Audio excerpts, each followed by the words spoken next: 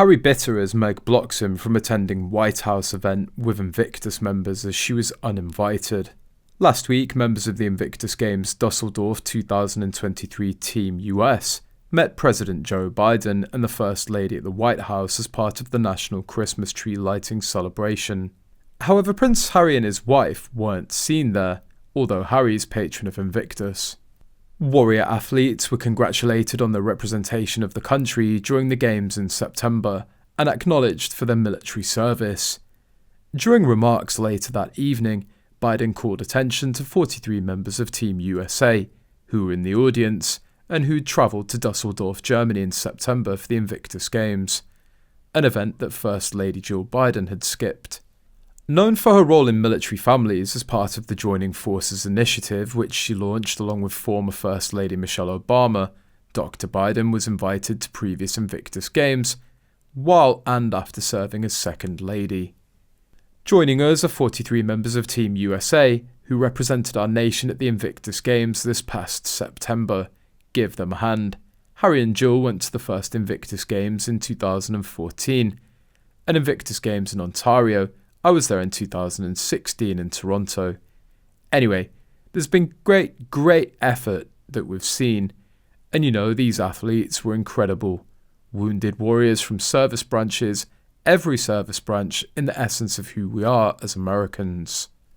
So Meghan and Harry can gatecrash a Canadian hockey event, but at least not to the White House. A source reveals that Meghan was uninvited to the White House, but Harry was invited. She banned him from attending by forcing him to stay at home because she said that she's been in serious crisis amid Scobie's book controversy. She didn't want a husband to upstage her, and Meghan wasn't invited, so he couldn't make it without his handler. It gets funnier though.